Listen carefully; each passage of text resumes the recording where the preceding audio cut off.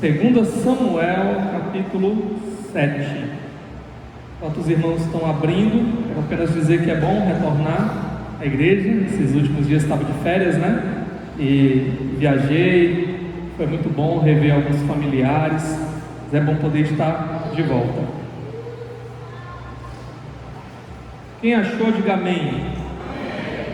2 Samuel, capítulo 7. Vamos ler nesse momento só o versículo primeiro, e aí depois você deixa sua Bíblia aberta que a gente vai continuar olhando aqui. Eu quero ir até o verso 17 hoje. Diz assim a palavra de Deus. Verso 1 e 2, tá? O rei Davi já morava em seu palácio, e o Senhor lhe dera descanso de todos os seus inimigos ao redor. Certo dia ele disse ao profeta Natã: aqui estou eu, morando num palácio de cedro, enquanto a arca de Deus permanece, uma simples tenda. Até aqui, ore comigo nesse momento. Ó Deus, obrigado por termos a Tua palavra diante de nós, que é o guia certo e infalível que nós precisamos. Tua palavra é a verdade. O Teu Espírito, que Ele possa essa noite iluminar o nosso entendimento, de modo que possamos receber as Tuas verdades, de maneira que nossas vidas sejam edificadas, de maneira que o Teu nome seja glorificado através de nós. Eu te peço, Senhor, fala com cada um de nós hoje aqui, em nome de Jesus. Amém.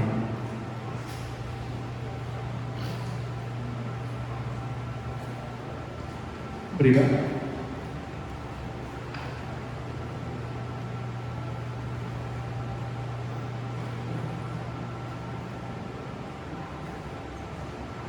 Meus irmãos, hoje à noite eu quero falar sobre planos, ok? Todos nós temos planos. Todos nós temos planos, inclusive para hoje à noite, né? Depois do culto. Quem tem aí algum plano para depois do culto, né? Eu tenho aí. Temos planos para amanhã, planos para o ano que vem, planos para a nossa vida, mas para a vida dos outros também. E às vezes a gente tem planos até para Deus, né?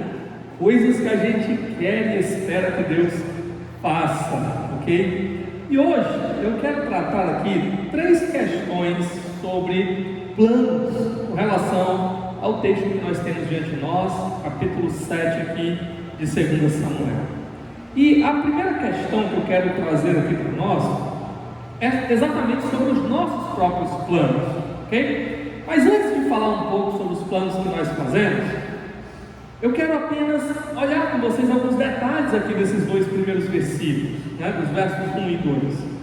É interessante, o verso primeiro, ele começa dizendo o seguinte: o rei Davi já morava em seu palácio, e o Senhor lhe dera descanso de todos os seus inimigos ao redor. Irmãos, esse texto, capítulo 7 que nós temos aqui, ele é um texto extremamente rico. Alguns até chegam a dizer que é o texto talvez mais importante da Bíblia inteira, porque esse texto ele conecta muitas promessas de Deus, alianças de Deus, e ele continua o desenrolar do plano da redenção de Deus. Então assim, tem muita coisa aqui, tem conexão nesse texto com Apocalipse, com Gênesis, com um monte de coisa. E é claro que a gente não vai ter como ver tudo isso só numa noite, né? Só numa mensagem, ok? Aqui, por exemplo, ele já começa trazendo a ideia aqui do descanso, né? Lembra lá quando Deus criou todas as coisas, no 7º dia ele descansou, e é um dia que ele não acaba. Então é um dia que traz uma ideia de que Deus ele ali começou a reinar, né? Sentou no seu trono diante da sua criação para reinar junto com ali a sua criatura, né? Com o homem que ele havia criado, o homem e a mulher. Mas há uma promessa de Deus, né? Depois desse descanso ele passa a ser tratado como um dia de descanso, trazendo à memória essa promessa de Deus habitando no meio do seu povo. Depois tem a terra do descanso, a própria terra tratada como esse descanso. E aqui no caso nós temos um cumprimento parcial de algo que Deus já tinha dito lá atrás, onde ele dá descanso para o seu povo, em especial através da figura do seu representante aqui do rei. Eu não vou ter como desenvolver muito esse tema, mas só para mostrar para vocês como a gente tem conexões aqui. A promessa lá de Gênesis 3, quando o homem peca contra o Senhor, e Deus ele faz uma promessa de redenção, que o descendente da mulher, a semente da mulher, viria para desfazer as obras da serpente. Aqui nós vamos ver promessas, e a palavra usada lá é para descendência de Davi, mesma expressão utilizada lá. Então tem muitas conexões aqui para nós. Mas um ponto importante também é o seguinte: ele disse que Davi, enfim, recebeu descanso de todos os seus inimigos. Só que quando a gente chega no capítulo 8 em diante, que a gente vê uma série de guerras, né? E a gente fica, peraí, né? Cadê o descanso aqui? A gente acabou de sair das guerras lá com os filisteus, e agora a gente já vai entrar em novas guerras aqui do capítulo 8.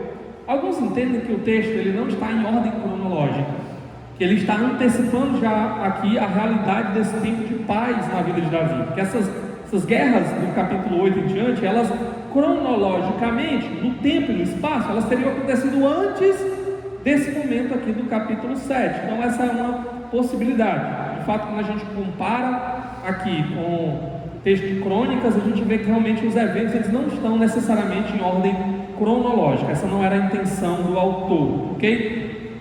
Outros entendem que não, que está na ordem cronológica, mas o texto aqui ele está apresentando para nós um grande período de paz que Davi vai experimentar junto com o povo de Israel depois daquela vitória dos filisteus. Porque o texto ele não diz para nós quanto tempo passou desde a vitória contra os filisteus até esse momento aqui. Um fato importante é que aqui, quando Davi ganhou lá aquela vitória, ele não tinha construído palácio nenhum, mas aqui Davi já está morando no palácio, num tempo de paz. Ou seja, deu tempo de construir o palácio, né? Deu tempo de virem os cedros lá de Tiro. Lembra que ele ganhou esse material? Vieram construtores de lá, a capital da Fenícia, né? Eles vieram construir o palácio de Davi, e Davi já está morando. E tudo isso, com certeza, demandou um período de tempo. Aqui a gente está construindo a igreja aqui, já tem quanto tempo, né? Que a gente está construindo, ele não acabou, né? Aqui o palácio de Davi já tinha acabado, então passou um tempo aqui, ok? O que mais? Agora Davi, ele se encontra num período de tranquilidade, como o próprio texto diz. E diante desse período de tranquilidade, talvez Davi e outros ali conselheiros de Davi começaram a lembrar de uma passagem que havia lá no Antigo Testamento, lá na Torá, na lei de Moisés, que falava sobre o culto a Deus, quando Deus desse esse tempo de tranquilidade. Essa passagem é Deuteronômio capítulo 12, versos de 10 a 11. Eu vou ler aqui para vocês. Olha o que o texto diz: mas vocês atravessarão o Jordão e se estabelecerão na terra que o Senhor, o seu Deus, dá a vocês como herança, e Ele concederá a vocês descanso de todos os inimigos que o cercam, para que vocês vivam em segurança. Então, para o lugar que o Senhor, o seu Deus, escolher como habitação do seu nome, vocês levarão tudo o que eu ordenar a vocês: holocaustos e sacrifícios, dízimos e dádivas especiais, e tudo que tiverem prometido em voto ao Senhor. Então, nota o que está acontecendo. Deixa eu só virar um pouquinho aqui o ventilador. Não é frio não, porque fica passando as páginas. Deixa eu só dizer para vocês aqui o que está acontecendo. Agora, Davi está experimentando esse tempo de descanso. E o que ele fala aqui, o texto fala? Que Deus daria esse tempo de descanso. E quando então Deus decidisse qual era o local onde Ele escolheria para o seu nome ali habitar, o povo então deveria vir adorar naquele lugar. E olha qual é a ideia que Davi tem. Olha de novo o capítulo 7 comigo, o verso 2. Certo dia, ele disse ao profeta Natã: aqui estou eu, morando num palácio de cedro, enquanto a arca de Deus permanece numa simples tenda. Então Davi agora em paz, ele provavelmente entende que o local que Deus tinha escolhido para sua habitação era Jerusalém, aquela cidade que não tinha sido conseguida, que não tinha dado para conquistar nem nos tempos de Josué, e que Davi conseguiu conquistar e agora está morando lá, está administrando a partir de lá, para onde ele trouxe a arca do Senhor, tem a tenda agora da arca lá. Talvez Davi, ou alguém, um dos seus conselheiros, tenha indicado para ele: olha, Davi, será que não é o tempo de nós organizarmos melhor aqui o culto a Deus?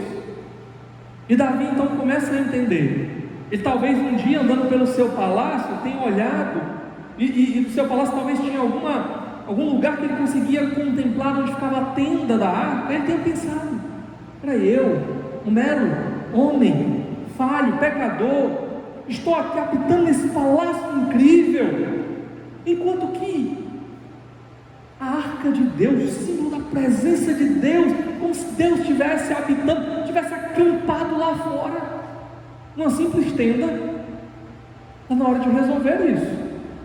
Será que não é o momento então de edificar também um palácio para Deus, um templo para Deus? Deus nos deu esse tempo de descanso. O povo agora do Senhor deve vir a Jerusalém trazendo seus holocaustos, seus dízimos, aquilo que o texto diz lá em Deuteronômio.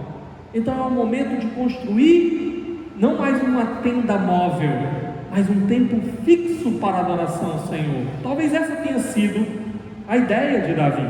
E como é que o profeta reage a essa ideia? Olha o verso 3. Natã respondeu ao rei: faze o que tiveres em mente, pois o Senhor está contigo. Aqui é a primeira vez que aparece o profeta Natã. Até aqui nós não tínhamos lido sobre ele. E ele aparece aqui encorajando Davi. É interessante, nós vamos perceber que Natã, ele é o que a gente chama às vezes de um profeta da corte. Os reis de Israel, eles manteriam perto de si um ou mais profetas, que seriam uma espécie de conselheiros. Isso é extremamente sábio. Os profetas eram homens que falavam da parte de Deus para o povo, e em especial aqui que falavam também da parte de Deus para o rei. Então Davi, ele tem esse desejo no seu coração, ele quer construir esse templo para o Senhor. Ele consulta o profeta, o seu conselheiro Natã, e Natã o encoraja. Natã, faz o que está no seu coração, faz como você quer, porque eu tenho visto que o Senhor está contigo. De fato, o Senhor tem estado com Davi até aqui. Então o profeta entende que é uma boa ideia essa ideia de Davi. Alguns até entendem que talvez Natã, ele tivesse sido treinado naquela escola de profetas da qual Samuel era o líder. Vocês lembram quando a gente estudou lá 1 Samuel, né? Tinha uma espécie de escola de profetas e Samuel ia para lá. Então aqui Natã, esse profeta, encoraja Davi. Certamente o profeta não viu nada de errado na ideia de Davi, nada de pecaminoso, nada de problemático, por isso ele encoraja. Só tem um problema: faltou o profeta combinar com Deus, né? Ele não consultou o Senhor para saber se essa era realmente a vontade do Senhor. Ele talvez usou os princípios básicos para analisar a questão. Tem algum pecado envolvido? Tem algum problema? Fere algum princípio? Quebra alguma lei do Senhor? Então, vai nessa tua força. Que ideia maravilhosa, Davi. De fato, irmãos, Davi tem uma boa ideia. E de fato, né, Davi parece ter uma boa intenção ao querer construir esse templo. Mas o profeta não combinou com o Senhor. Havia um direcionamento claro de que esse templo deveria ser construído. Até aqui, talvez só um pequeno indício, né, no texto do Deuteronômio que eu li para vocês, mas nada claro, específico, falando que era isso que deveria acontecer. E aqui eu já quero que a gente comece a trazer aqui algumas coisas para a nossa vida, tá? Primeiro é que nós podemos ter bons planos, planos que não são pecaminosos, planos que não são contrários à lei de Deus, à palavra revelada de Deus, planos que têm um objetivo, um alvo nobre, que tem uma intenção de glorificar a Deus. Nós podemos ter planos assim, mas ainda assim nós precisamos saber se os nossos planos coincidem com os planos de Deus. Porque nós podemos ter bons planos, mas Deus, Ele não tem bons planos, Ele tem os melhores planos. E às vezes os nossos bons planos ainda não são os melhores planos, ainda não estão coincidindo com os planos de Deus. É por isso que às vezes, por mais boa intenção que a gente tenha, por melhores que sejam os planos, às vezes Deus vai frustrar a gente. Você vai ter um plano lá, parece a coisa mais maravilhosa do mundo, e Deus vai impedir você de fazer aquilo, porque Ele tem planos melhores.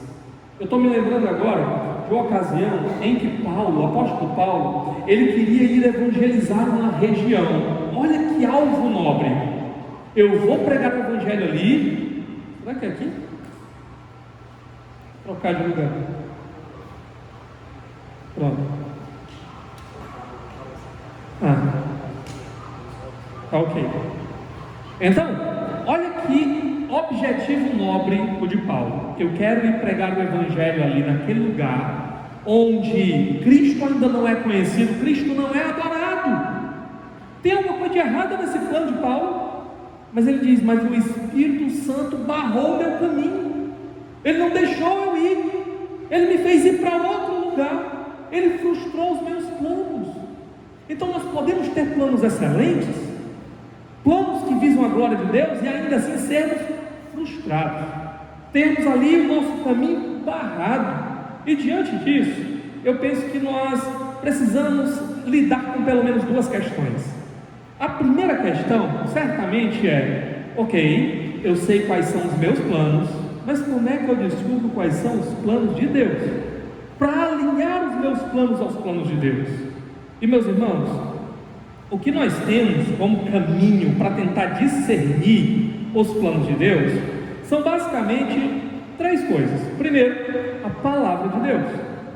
Nós temos que sempre comparar os nossos planos com a palavra de Deus e ver se esses planos eles não estão ferindo algum princípio que Deus revelou. Se está ferindo algum princípio, então nós já sabemos a resposta: esse plano não é de Deus. Eu me lembro agora de uma ocasião que uma pessoa queria se relacionar com outra pessoa, se relacionar amorosamente com outra pessoa, e aquela pessoa não era crente, não andava com o Senhor, não amava o Senhor. Então aí não precisa a gente orar a Deus: Senhor, eu quero saber se é de Deus ou não. Não precisa, porque a palavra de Deus já diz: o relacionamento do crente tem que ser no Senhor, tem que ser com pessoas que amam o Senhor acima de todas as outras coisas, ok? Que comunhão há entre o crente e o descrente. Então a primeira coisa vamos para a palavra de Deus. Segunda questão bons conselheiros. Às vezes nós estamos pensando em tomar uma decisão, não temos certeza se aquela é a melhor decisão. Nós podemos buscar bons conselheiros, homens e mulheres de Deus que andam com o Senhor, que buscam viver de acordo com o Senhor, que conhecem a palavra do Senhor, que às vezes podem nos dar um bom direcionamento. Foi o que Davi fez.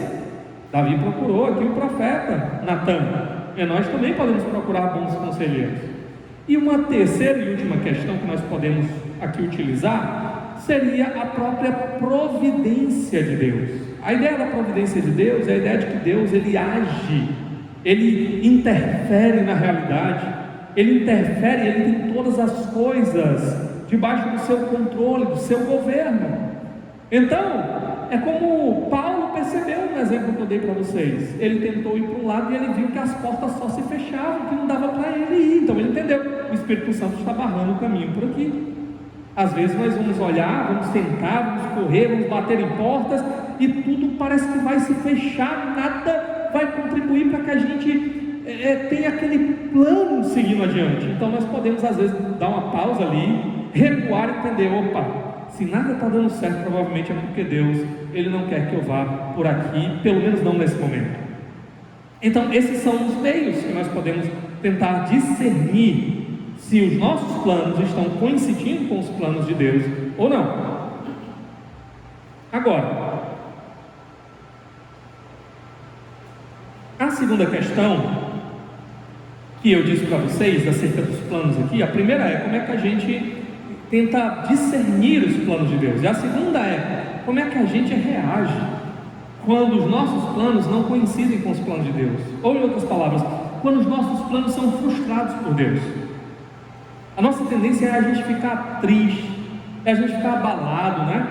Poxa, eu só queria fazer o melhor. Poxa, eu planejei com tanto esmero, Deus conhece o meu coração, sabe que o que eu estava querendo era somente a glória dele, e de repente nada deu certo. Nossa tendência é ficar meio para baixo, meio desmotivado, meio desanimado, né? Mas a grande questão aqui, irmãos, que eu quero que a gente aprenda, é que ao invés de ficarmos chateados, lembrarmos: Deus é soberano, Deus é bom, e se Ele tem frustrado os meus planos, é porque Ele tem algo melhor para mim, melhor para nós. Então, ao invés de desanimarmos, é nós realinharmos os nossos planos e entendermos: peraí, se Deus fechou essa porta, não era para mim, não era para mim, não vou ficar triste com isso, porque se Deus fechou essa porta, eu sei que não ia ser o melhor, que no final das contas não ia ser bom, não ia ser o melhor, por mais que as minhas intenções fossem. Mas eu não sou onisciente, eu não sei os desdobramentos que as minhas decisões elas podem ter, não sei todos os desdobramentos, Deus sabe, e se Ele está fechando essa porta, é porque Ele sabe, não será o melhor para mim. Sabe, teve um tempo, né, que eu e a Linda, a gente tinha dado entrada nos documentos para tentar comprar lá o apartamento, e teve um momento assim que a gente pensou: vixe, não vai dar certo. A gente estava lá no Maranhão, tinha viajado para pregar, e aí eu recebi uma ligação dizendo: olha, o procedimento aqui na Caixa Econômica aqui mudou, e eu preciso que você mande isso, aquilo, outro para mim. E naquela ligação a gente entendeu assim: vixe, acho que não vai dar certo não, acho que vai ter um problema aí. Mas em momento nenhum naquela situação a gente desanimou, a gente ficou para baixo, porque o nosso coração e a nossa oração sempre foi a seguinte: Senhor, nós só queremos ir para lá, nós só queremos que essa porta se abra se for o melhor para nós. Se não for o melhor, se for o que vai trazer problema para a nossa vida, confusão para a nossa vida, que vai prejudicar a nossa casa, a nossa família, feche essa porta, porque nós temos planos, nós desejamos essas coisas, achamos que isso é bom para nós, mas nós sabemos que o Senhor é que sabe o que é melhor, o Senhor é que tem o melhor, e nós queremos o melhor do Senhor. Então, se o Senhor fechar essa porta, nós vamos entender, vamos ficar em paz, vamos ficar tranquilos, entendendo, não era o melhor. Outra hora, Deus vai abrir uma outra porta que vai ser a melhor. Pela graça de Deus, as coisas deram certo e foram muito além das nossas expectativas, né? Os irmãos já conhecem o testemunho aí de como foi a gente comprar, não, né? Porque a gente ainda está devendo bem uns 30 anos aí para a Caixa, né? Da entrada, né? Da entrada aí nesse processo. Bom, voltando aqui, irmãos, então aprenda primeiramente essa lição: nossos planos nem sempre são os planos de Deus, nossos planos nem sempre coincidem com os planos de Deus. Por melhores que pareçam aos nossos olhos os nossos planos, às vezes nós poderemos ser frustrados, como Davi vai ser frustrado aqui, tá? O plano de Davi passou pelos critérios até do profeta Natan, né? Mas nós vamos ver agora a segunda questão envolvendo os planos aqui, que é exatamente a avaliação de Deus dos nossos planos. Deus vai olhar para os planos de Davi, Ele vai avaliar os planos de Davi. É isso que nós vamos ver agora nos versos de 4 a 7. Olha comigo aí. Diz assim: e naquela mesma noite o Senhor falou a Natan. Então note, Natan tinha ido lá, sido consultado por Davi, disse: Davi, vai nessa tua força, né? Faz como o teu coração está dizendo aí, constrói esse palácio. E aí voltou para casa. E naquela mesma noite Deus veio fazer uma visita, Deus veio ter uma conversa com Natan. Olha aí o verso 5 a 7. Vá dizer a meu servo Davi que assim diz o Senhor: você construirá uma casa para eu morar? Não tenho morado em nenhuma casa desde o dia em que tirei os israelitas do Egito. Tenho ido de uma tenda para outra, de um tabernáculo para outro, por onde tenho acompanhado os israelitas. Alguma vez perguntei a algum líder deles, a quem ordenei que pastoreasse Israel, o meu povo: por que você não me construiu um templo de cedro? Pronto, vamos olhar aqui alguns detalhes. O primeiro detalhe interessante é que não há uma repreensão a Natã. Deus ele não diz para Natã assim: Natã, por que você disse para Davi fazer isso daí? Né? Natã, por que você deu um conselho tão ruim assim? Não. Deus não faz aqui uma repreensão a Natã, o que indica para nós aqui que realmente parece que não havia nenhum tipo de problema na proposta de Davi. Não tinha nenhum pecado naquela proposta de Davi, nos planos de Davi. A única questão aqui é que os planos de Deus eram outros. Deus tinha algumas ideias um pouco diferentes daquilo que Davi estava planejando fazer. Então essa é a avaliação de Deus sobre o plano de Davi. Embora não seja pecaminoso, embora não seja errado, embora seja até um bom plano, não é o meu plano, ok? E por isso você vai ter que corrigir o seu plano. Por isso Natã vai lá dizer para Davi que não vai ser do jeito que ele está planejando, mas do meu jeito. Outra coisa interessante aqui é que Deus chama Davi de meu servo.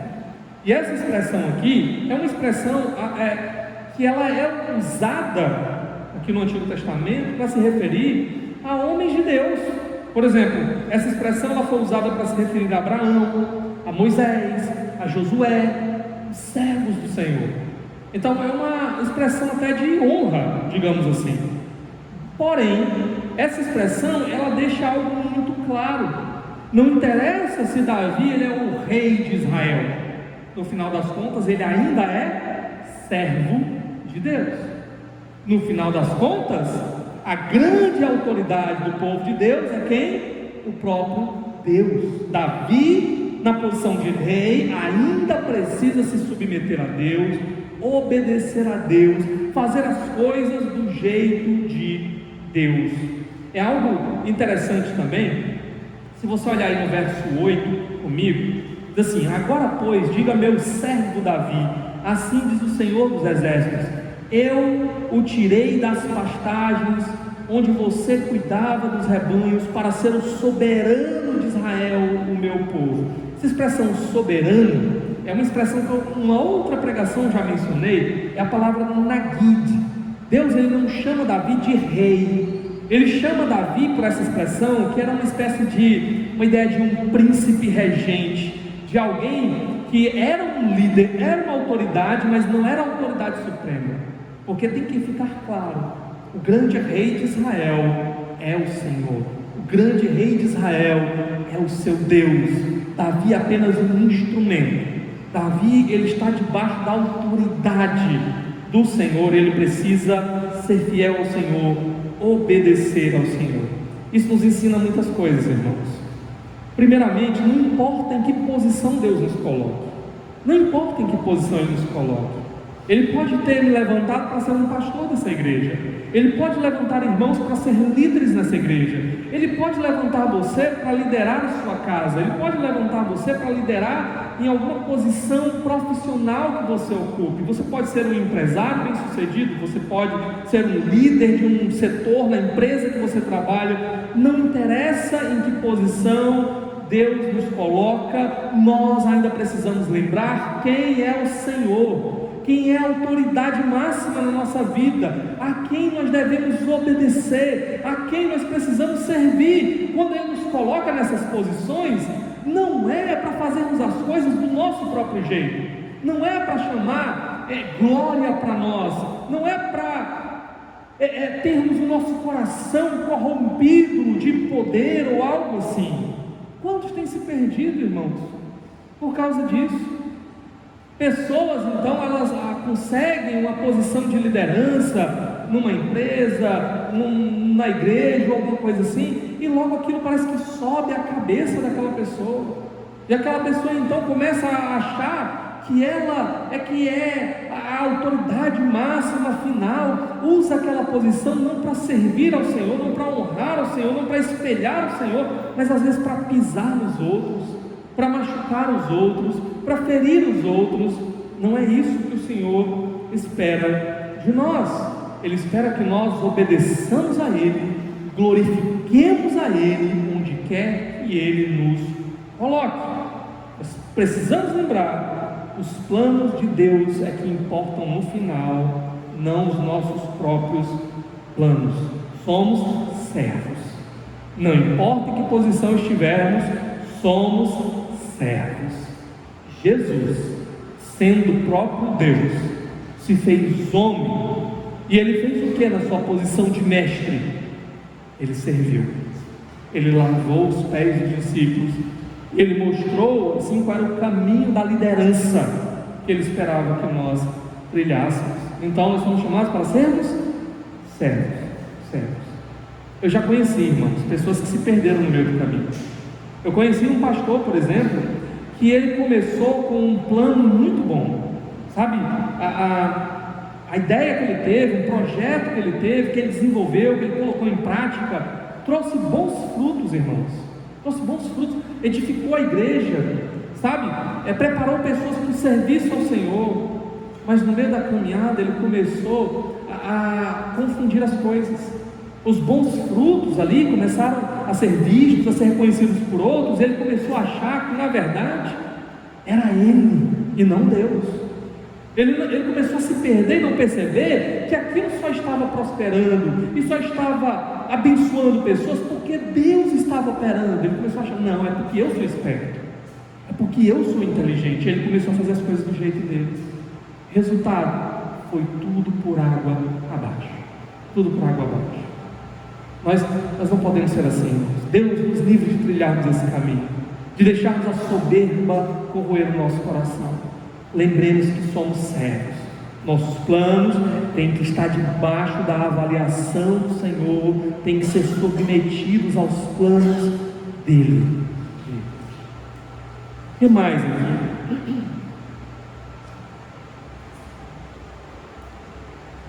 Algo interessante que é dito ainda. Deus, ele pergunta: Davi, você vai construir uma casa para eu morar? Como assim? Ele diz: eu não tenho morado em nenhuma casa desde o dia que tirei os israelitas do Egito. Eu tenho ido de uma tenda para outra, de um tabernáculo para outro. Por onde eu tenho acompanhado os israelitas, alguma vez eu perguntei a algum líder deles, a quem ordenei que pastoreasse Israel, meu povo: por que você não me construiu um templo de cedro? Alguma vez eu dei essa ordem? Alguma vez eu disse: olha, até hoje eu estou só acampando aqui, acampando acolá, acampando. Por que vocês não construíram ainda um templo para mim? Deus está rejeitando a ideia de Davi? Deus está aqui rejeitando o plano de Davi? É isso que nós temos aqui? O que está acontecendo? Ok? Eu penso que em parte não. Em parte Deus não está rejeitando a ideia de construir um templo. Por quê? Porque depois desse próprio capítulo aqui, ele vai dizer que o templo realmente deve ser construído. A diferença é que quem vai construir não é Davi, quem vai construir é Salomão, né? Em um lugar aqui, inclusive, ele vai chegar a dizer que Davi ele tinha as suas mãos sujas de sangue das batalhas que ele travou. Então ele não construiria esse templo.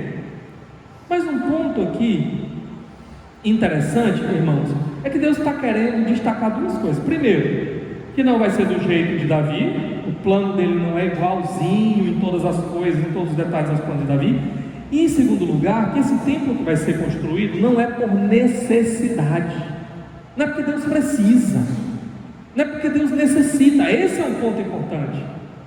Aqui, irmãos, é preciso a gente entender que na cultura cananeia, na qual o povo de Deus estava aqui envolvido nesse tempo, Davi viveu entre os cananeus, viveu entre os filisteus, ele viu como é que as coisas eram feitas naquelas culturas.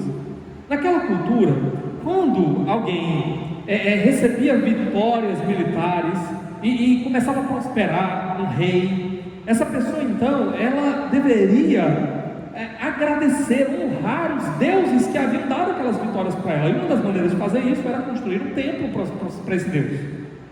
Então o ponto aqui é: se Davi estava prosperando, se ele tinha paz, se tudo ia bem, então Davi ele não podia ser ingrato. Ele tinha que construir um templo para o seu Deus. Alguns entendem que talvez isso tivesse até aqui meio que influenciando a mentalidade de Davi também nesse momento. E o ponto aqui que Deus está falando é: você acha que eu preciso disso? Se um templo for ser construído para mim, você acha que é porque eu preciso disso? Ai meu eu, o que eu farei se eu não tiver um templo para habitar? Há várias questões aqui envolvidas. Primeiro, Deus fala de todo o tempo que ele passou tendo um tabernáculo móvel, essa tenda que era montada e desmontada, né? Quando o povo acampava no lugar, a tenda era montada. Quando o povo começava a marchar, a tenda era desmontada. Ele disse: eu peregrinei assim. Essa tenda era um símbolo da presença de Deus. Ele disse: para mim estava tudo bem. Foi para Deus que ordenou que fosse feito assim.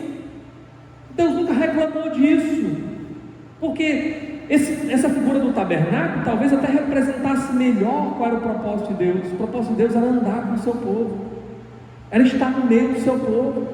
E se o seu povo ia de um lugar para outro, Deus ia com eles. Deus não ia ficar lá enclausurado num templo enquanto o povo estava distante. Deus ia andando com o povo. Então essa figura desse tabernáculo móvel representava esse desejo de Deus de estar onde o seu povo está, de andar com o seu povo. E Deus diz: estava tudo bem para mim. Um ponto interessante também durante toda essa descrição é que a gente tem a impressão de que Israel estava carregando Deus, né? Porque desmontava a tenda, levava a arca, mas a descrição é Deus indo com o povo. É como se Deus é que está carregando o povo, a presença dele ali está guiando, conduzindo. É ele que está levando em segurança Israel daqui para lá. E a figura do tabernáculo representava isso muito bem. Outra coisa interessante também é que quando Jesus veio, quando Jesus se fez carne, o texto de João, capítulo 1 vai dizer, né? E ele se fez carne e habitou entre nós.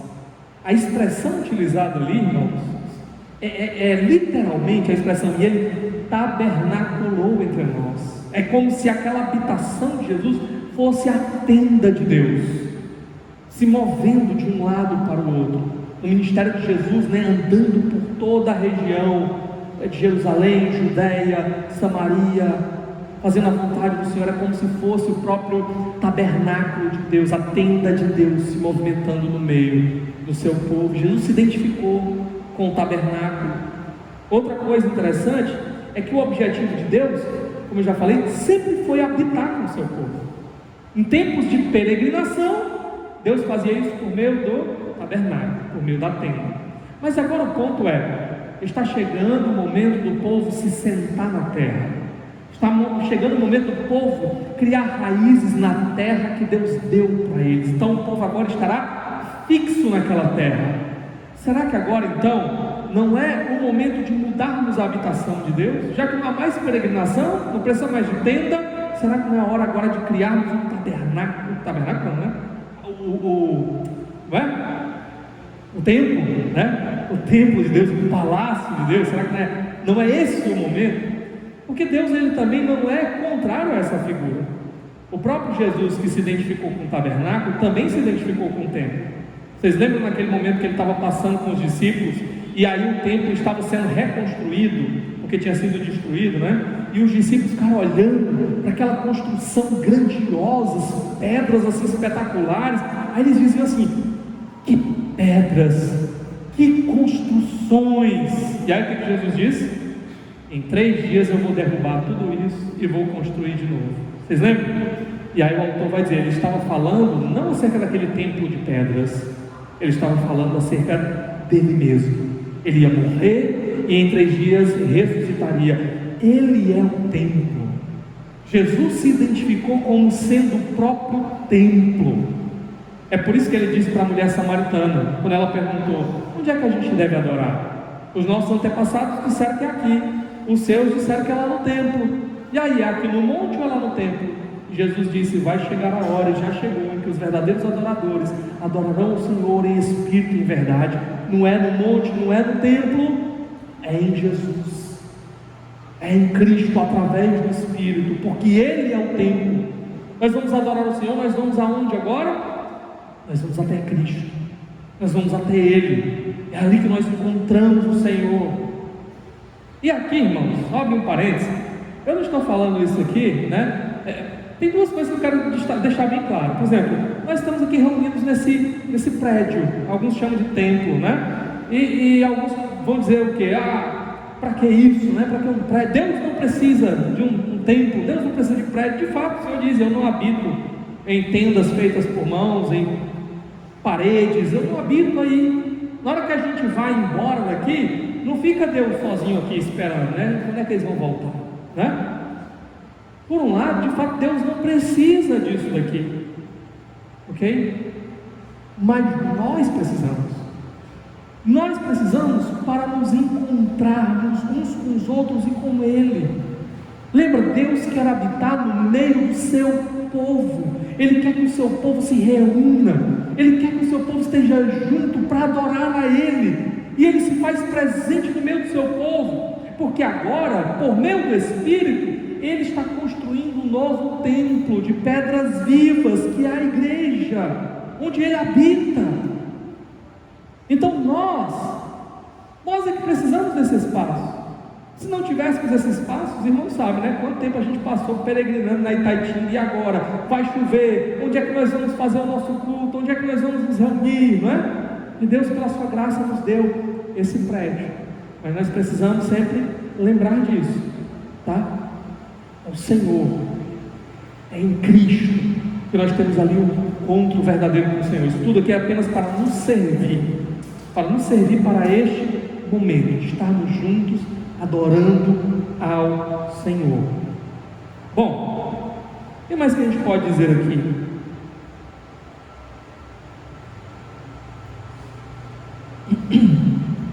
O Senhor, Ele vai dizer que Ele jamais deu qualquer ordem a qualquer liderança de Israel para construir um templo para Ele. Então, não é, mais uma vez, que Ele está rejeitando a ideia da construção do templo, mas Ele está apenas destacando mais uma vez: não confundam o templo comigo.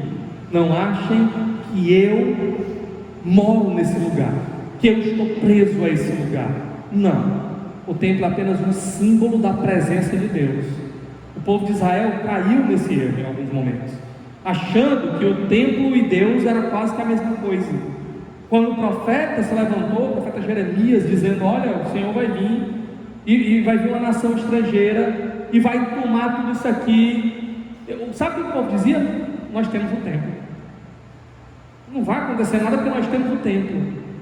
Qual foi o problema aí? Não é? Eles transformaram o templo no ídolo. Eles começaram a confundir o templo com o próprio Deus. A segurança deles já não estava mais numa vida com Deus, estava em ter o templo. Então Deus está dizendo: não confundam, eu nem preciso disso. Outros textos bíblicos, por exemplo, 1 Reis capítulo 8, verso 27, ou Atos capítulo 7, versos 48 a 49, vai dizer que Deus não pode ser contido num espaço. Deus, que é onipresente, que está em todos os lugares, não pode ser resumido ao tamanho de um templo. Deus é muito maior. O templo aqui, apenas um símbolo da sua presença. A gente chega então na nossa terceira questão aqui. Então nós vimos primeiramente os nossos planos, que às vezes nem sempre coincidem com os planos de Deus. Nós vimos aqui agora a avaliação de Deus dos nossos planos, e Deus às vezes Ele pode corrigir os nossos planos. E nós chegamos então agora nos planos de Deus para nós. Deus também tem os seus planos para nós. Hoje aqui no culto nós lemos Jeremias capítulo 29, e eu vou apenas ler o verso 11, que diz assim: porque sou eu que conheço os planos que tenho para vocês, diz o Senhor, planos de fazê-los prosperar e não de causar dano, planos de dar a vocês esperança e um futuro. Deus tem planos para o seu povo, bons planos para o seu povo. Deus ama o seu povo, e Ele tem um plano maravilhoso para o seu povo. Esse é um ponto importante para nós. Agora, antes de falar aqui sobre quais são os planos de Deus, o que Ele vai fazer, Deus ele começa lembrando a Davi o que ele já tinha feito, o que ele já fez. Então olha comigo o verso 8, ele diz assim: agora pois, diga a meu servo Davi, assim diz o Senhor dos exércitos, eu o tirei das pastagens onde você cuidava dos rebanhos para ser o soberano de Israel, o meu povo. Nota, primeira coisa aqui dessa palavra de Deus para Davi, uma mudança que Deus fez na vida de Davi. Onde é que Davi estava quando Deus o encontrou, quando Deus o chamou? Quem era Davi? Talvez agora, nesse momento de estabilidade, onde tudo vai bem, as pessoas talvez olhassem para Davi e vissem: ah, que grande líder, ah, que grande rei. Talvez voltaram a cantar aquelas músicas, né, que fizeram tanto sucesso na FM de Israel, aquela: Davi matou os seus milhares, né? Ou Saul matou os seus milhares, mas Davi centenas de milhares, né? Estavam cantando de novo aqui para Davi. E Deus está lembrando: quem fez tudo isso, Davi, fui eu. Onde é que você estava? Eu te tirei de trás das malhagens, né? Você era apenas um pastorzinho ali, nem pensava em ser rei. Quando o Senhor escolheu, quando o Senhor mandou lá Samuel chamar Davi, nem a família de Davi acreditava, nem o pai de Davi se lembrou de chamar Davi, porque achava: não, se Deus escolheu um dos meus filhos, com certeza não é Davi, né? E Deus está lembrando aqui o que ele já tinha feito. Deus tirou Davi de uma posição insignificante, de uma família pequena, desconhecida, e disse: Davi, eu vou fazer de você o rei sobre o meu povo. Eu vou levar você para governar o meu povo. Meu irmão, Deus faz isso tantas vezes na vida do seu povo. Quem era você? Onde você estava quando o Senhor te encontrou? Hoje você pode estar, sei lá, realizando alguma coisa, você pode estar bem, desempenhando alguma posição, até na obra de Deus, mas quem era você quando o Senhor te encontrou? De onde foi que o Senhor te tirou? Paulo fala aos Coríntios, ele diz: irmãos, a gente não tem do que se orgulhar, porque não foram muitos de vós chamados de nobre nascimento. Sabe, quando Deus encontrou a maioria de nós, a gente não estava dando entrevista na TV, né? A gente não estava aí com milhões de seguidores querendo saber o que a gente fazia da vida. Quem era você? Quem era eu? Quando o Senhor me encontrou, era apenas um jovem, sem muitas expectativas, sem saber o que ia fazer no futuro. Foi ali que Deus me encontrou, né? Não estava morando na beira-mar, na aldeota, né? Estava lá na Calcaia, no meio das tribos lá, parente do Josivan, né? Quando o Senhor me encontrou. Onde é que você estava? Por que então, quando Deus nos coloca em alguma posição, a gente quer se orgulhar? E a gente quer achar que depende de nós, que a gente é que é esperto, que a gente é que é inteligente, que a gente é que faz isso ou faz aquilo outro? Sempre é o Senhor. Davi precisa ser lembrado disso. Sempre foi o Senhor na vida dele. Nunca foi o braço dele, sempre foi o Senhor. Outra coisa que o Senhor lembra aí, verso 9: sempre estive com você por onde você andou, e eliminei todos os seus inimigos. Agora eu o farei tão famoso quanto os homens mais importantes da terra. Olha a presença de Deus. Sempre estive com você, Davi. E de fato, irmão, se hoje nós estamos caminhando com o Senhor, qual foi o segredo do sucesso? Ah, é porque você não me conhece, né? Eu sou o cara. Eu só ando ainda, não sei nem porquê, porque era para eu levitar. As asas já eram para estar saindo das minhas costas, porque eu sou espiritual demais, né? Não. A presença do Senhor segurando a nossa mão. É isso que fez com que nós chegássemos até aqui. É isso que fez com que nós não tropeçássemos, caíssemos e ficássemos caídos no meio do caminho. O Senhor. Deus está lembrando: Davi, você está hoje aí porque eu andei com você, eu estive com você, eu fui com você, eu fui contigo, Davi. Ele fala aqui do fim dos inimigos, né? Ainda no verso 9: e eliminei todos os seus inimigos. Aqui, irmãos, muito interessante isso, porque nós vimos, né, Deus derrotando toda a família perseguidora de Saul, né? Saul, seus filhos, até que Davi pudesse sentar no trono. Nós vimos Deus derrotando os filisteus, que era uma grande ameaça nesse tempo. De fato, Deus aqui livrando Davi de todos os seus inimigos. E eu quero dizer uma coisa para você. Aqui, nós vamos ter elementos de cumprimento literal, aqui na vida de Davi, no tempo de Davi. Mas tem elementos aqui também que são uma figura do que Deus ia fazer na vida de todos nós. Porque Deus, ele tem um descendente de Davi. Eu ainda vou falar sobre esse descendente de Davi, que ele vai levantar para ser o nosso Salvador. E ele também vem para nos livrar de todos os nossos inimigos. Quais são os inimigos que ele derrota? Quais são os inimigos que ele arranca da nossa vida? Vou lembrar vocês pelo menos 4. A carne que reinava, esse desejo tão somente por esse mundo aqui, por estas coisas aqui que vão passar, mas onde nós colocávamos o nosso coração e deixávamos com que isso nos distanciasse do Senhor. O Senhor veio nos libertar disso. Não somos mais escravos da nossa carne. O diabo, o príncipe deste mundo, que governa sobre aqueles que estão longe do Senhor, os filhos da desobediência. Nós andávamos, Paulo vai falar sobre isso em Efésios capítulo 2, segundo o curso dele. O Senhor veio para quebrar os grilhões, o pecado que nos assediava, essa corrupção profunda do nosso coração, de sempre querer fazer do jeito contrário de Deus. O pecado não é mais o nosso Senhor.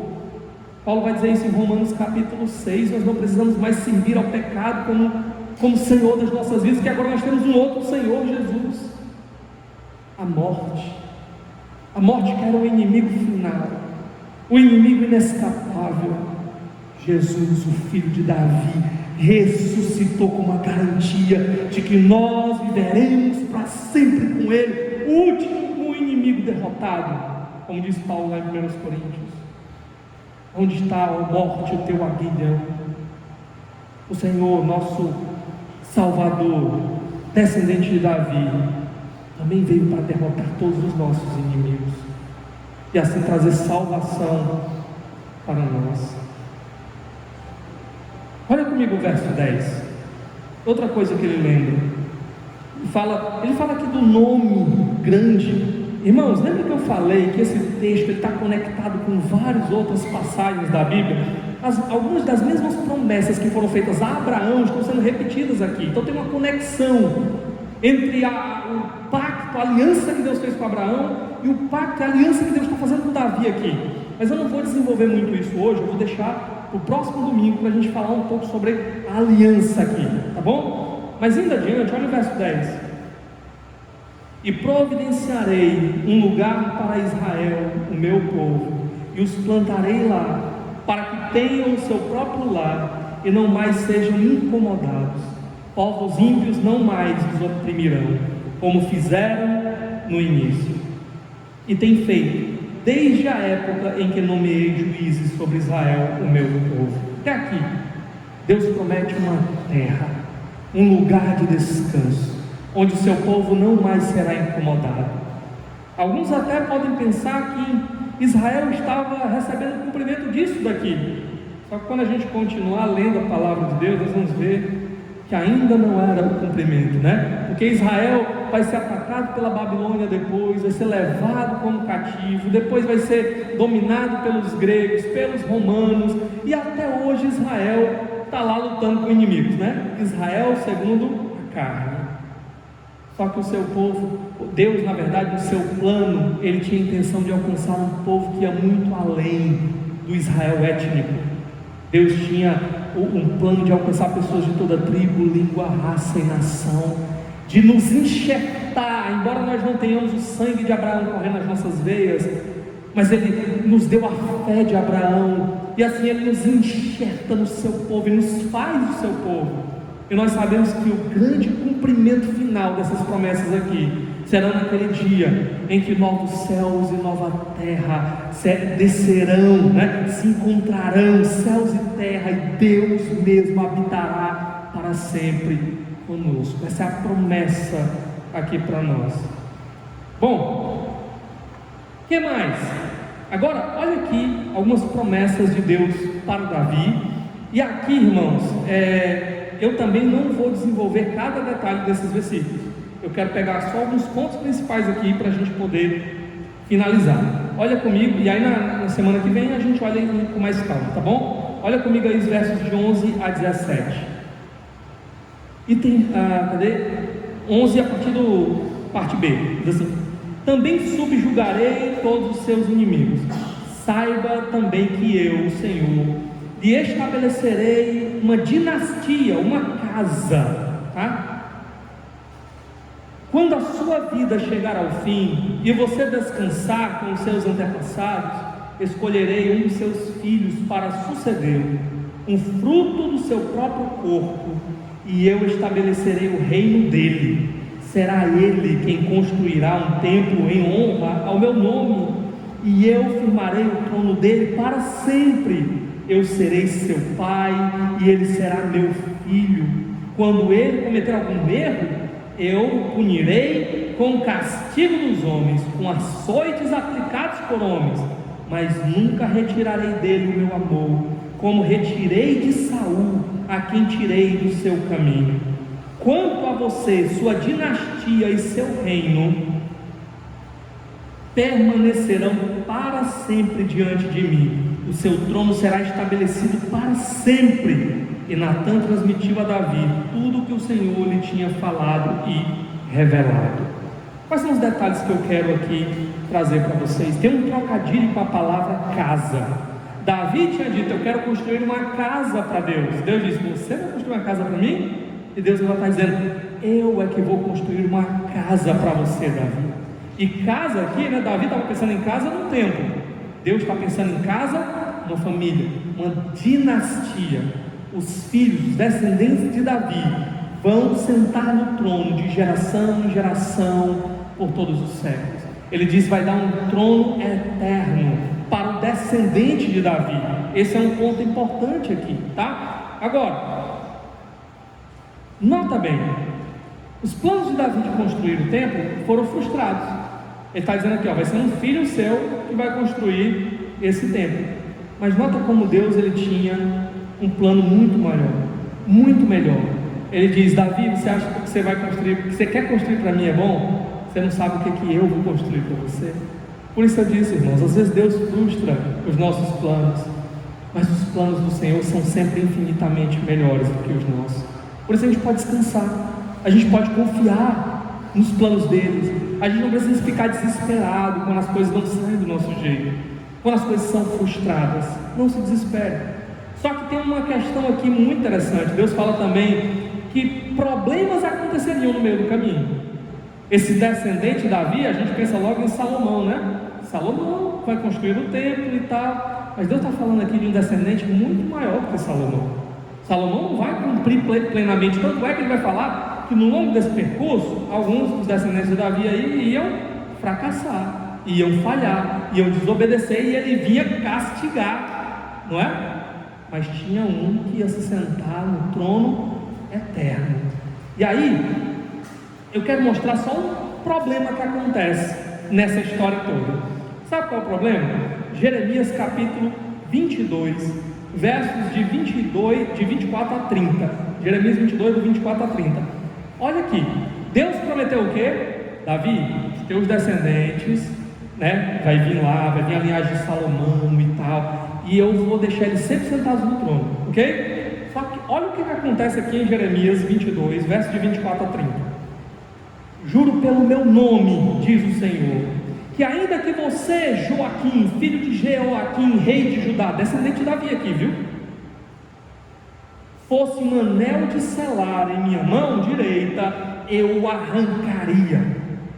Eu o entregarei nas mãos daqueles que querem tirar a sua vida, daqueles que você teme, nas mãos de Nabucodonosor, rei da Babilônia e dos babilônios. Expulsarei você e sua mãe, a mulher que o deu à luz, para um outro país onde vocês não nasceram e no qual ambos morrerão. Jamais retornarão à terra para a qual anseiam voltar. É Jeoaquim um vaso desprezível e quebrado, um utensílio que ninguém quer? porque ele e os seus descendentes serão expulsos e lançados num país que não conhecem. Ó terra, terra, terra, ouça a palavra do Senhor, assim diz o Senhor: registrem esse homem como um homem sem filhos, ele não prosperará em toda a sua vida, nenhum dos seus descendentes prosperará, nem se assentará no trono de Davi, nem governará em Judá. E agora? Vocês entenderam o que acabou de acontecer aqui? Deus prometeu: o descendente de Davi vai se sentar no trono de Davi, de geração em geração, reino eterno. E agora Deus está amaldiçoando a linhagem do sangue de Joaquim, esse descendente de Davi, e está dizendo: nem ele nem os filhos dele, nenhum vão se sentar mais no trono. Qual é o problema aqui? Deixa eu dizer para você qual é o problema. Quando a gente chega no Novo Testamento, vocês sabem quem é um descendente de Davi que a gente estava esperando, né? Que já veio? Jesus, ok? Quando a gente chega no Novo Testamento, nós vemos as genealogias de Jesus. Aparecem duas. Aparece uma no livro de Mateus, capítulo 1, e aparece outra no livro de Lucas, capítulo 3, a partir do verso 23 em diante. Então, no capítulo 1, verso 1, já começa dizendo: Jesus, filho de Davi. Agora, tem um detalhe interessante. Quando você vai vendo a genealogia do capítulo 1 de Mateus, você vai encontrar lá Salomão e os descendentes de Salomão. Ou seja, ali em Mateus, nós temos a genealogia que chega em Joaquim, o sangue amaldiçoado. Como é que Jesus poderia ser o rei eterno e sentar no trono, se ele estaria na descendência daquele sangue que foi amaldiçoado, cujos filhos jamais sentariam no trono? Esse é o problema. E como é que a gente resolve esse problema? Alguns têm percebido que há diferenças na genealogia de Mateus e a genealogia de Lucas, onde Mateus seria a genealogia, portanto, de José, certo?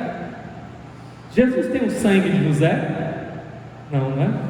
Mas ele é filho de José, por adoção. Então Jesus, ele tem todo o direito legal da realeza que vem por meio de José, sem ter o sangue amaldiçoado da descendência de José. Esse é o primeiro ponto.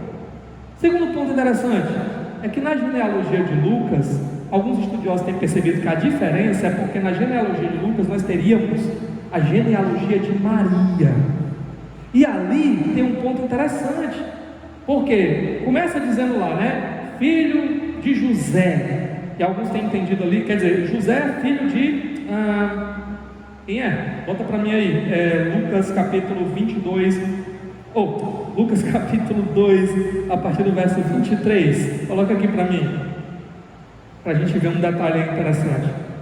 A expressão filho, como está escrito, lei do Senhor, todo primogênito, sexo masculino, você pode passar, verso 24. É isso mesmo? Abrindo na minha Bíblia. Capítulo 3, eu disse 2, né? Me perdoe, o erro foi meu, tá bom? Capítulo 3, a partir do verso 23. Jesus tinha cerca de 30 anos de idade quando começou o seu ministério. Ele era considerado filho de José. Era considerado filho de José?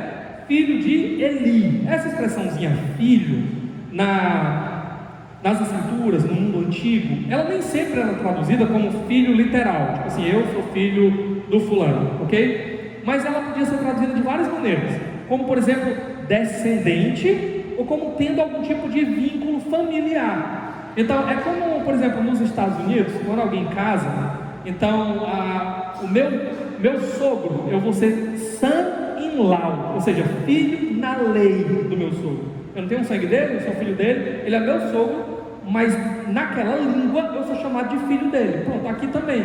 Então, alguns entendem aqui, quando diz ali filho de Eli, José na verdade seria genro de Eli, ok? Era filho na lei de Eli. E quando chega na hora do descendente de Davi que aparece aí nessa genealogia, não aparece Salomão. Quem aparece aí como descendente de Davi? não o profeta Natan, outro Natan, que foi filho de Davi. Então aqui nós teríamos a linhagem de Maria. Ela não é mencionada porque a linhagem era contada pelas figuras masculinas, ok? Aí um ponto importante para nós. Então, Jesus, por um lado, tem o sangue de Davi, através da sua linhagem de Maria, porque Jesus tem o sangue de Maria, mas ele não tem o sangue amaldiçoado da linhagem de Davi, de Joaquim, que foi amaldiçoado, embora ele tenha a realeza pelo lado da adoção de José. Vocês estão entendendo aí o ponto? Olha como Deus faz as coisas, né? Jesus continua sendo rei, filho de Davi, sem que ele tenha nenhum tipo de problema com o sangue amaldiçoado de Joaquim. É assim que Deus faz as coisas. Bom, por fim, meus irmãos, tudo isso para nos mostrar que Deus ele é soberano, Ele cumpre as suas promessas, mesmo que muitas vezes a gente olhe assim e não consiga entender. Como é que Deus vai cumprir essa promessa se Ele acabou de amaldiçoar a linhagem aqui, não é? Deus cumpre sempre as suas promessas. O que a gente aprende com tudo isso que a gente acabou de falar aqui? Primeira coisa que eu quero destacar para vocês é que o alvo da nossa vida, o alvo tem que ser, meus irmãos, sempre lutarmos, buscarmos conformar os nossos planos aos planos do Senhor. Ele tem planos melhores, Ele tem planos de bênção, Ele tem planos de uma eternidade maravilhosa para o seu povo. E todo o meu trabalho aqui tem que ser conformar os meus planos aos planos dele. Senhor, o que tu queres é o que eu quero também, Senhor. Eu tenho boas ideias, mas nem sempre sei, Senhor, se essas minhas ideias são as melhores. Portanto, eu submeto a Ti. E eu quero que os Teus planos prevaleçam sobre os meus planos. Porque é na Tua vontade que há segurança. É na Tua vontade que eu encontro aquilo que eu preciso, Senhor. Que essa seja a nossa oração, irmãos, no que diz respeito aos planos que a gente traça. Segunda coisa, o nosso rei aqui, filho de Davi, está nesse exato momento alcançando seus súditos, pessoas para o seu reino, em toda tribo, língua, raça e nação, e Ele nos chama a cooperarmos nisso. Jesus, Ele está alcançando um povo para Ele, e esse povo é constituído não mais de pessoas que têm simplesmente o sangue de Abraão nas veias, mas de todo aquele que tem fé nele, e Ele nos chama a sermos cooperadores disso. Todos nós temos que nos envolvermos nessa missão de alcançar os nossos irmãos da nossa pátria celestial, que estão espalhados por aí, apenas esperando para ouvir a voz do Rei. Eles vão ouvir a voz do Rei através dos nossos lábios, através dos nossos esforços, e através do que eles vão ver em nós, porque nós somos chamados também a representarmos o reino de Deus. Como é que a gente representa o reino de Deus? Não é por uma força militar. Nós somos cidadãos de uma outra pátria, mas nós não estamos vestidos com uniformes dessa pátria, empunhando armas na mão e conquistando territórios. Nós mostramos como é o reino de Deus quando nós começamos a viver uma vida que imita a vida do nosso Rei Jesus. Ele nos chama para olharmos para Ele, para lutarmos, para vivermos como Ele, para proclamarmos os valores do seu reino. E é assim que nós vamos fazer a diferença desse mundo, sendo sal e luz desse mundo. E por fim, o nosso Rei já conquistou a vitória que nós precisávamos. Ele já conquistou a maior de todas as vitórias para nós. Ele já decidiu a guerra a nosso favor, quando Ele subiu naquela cruz do Calvário, no meu e no seu lugar. Foi ali que Ele derrotou todos os nossos inimigos. Nós estávamos condenados pelos nossos pecados. O nosso Rei tomou o nosso lugar. O nosso Rei foi moído pelas nossas transgressões. E o nosso Rei agora nos chama: venha, meus filhos, quem tentará acusação contra você, se eu já paguei tudo naquela cruz? Eu quero dizer para você hoje, como tem sido a sua vida com o seu Rei? Você tem entoado os cânticos do Rei dentro da sua casa? Você tem vivido como se Jesus de fato fosse o Senhor da sua vida? Você tem vivido para Ele? Você está aguardando aquele dia em que o Rei virá para consumar de vez o seu reino, para habitarmos com Ele para sempre, quando os céus e a terra vão se encontrar? O nosso Rei já venceu, e tudo que Ele nos chama agora é para andarmos com Ele, é para confiarmos plenamente nele, é para nos submetermos a Ele, aguardando aquele grande dia em que Ele voltará para, de uma vez por todas, concluir esse grande plano que Ele tem para nós. Vamos orar nesse momento?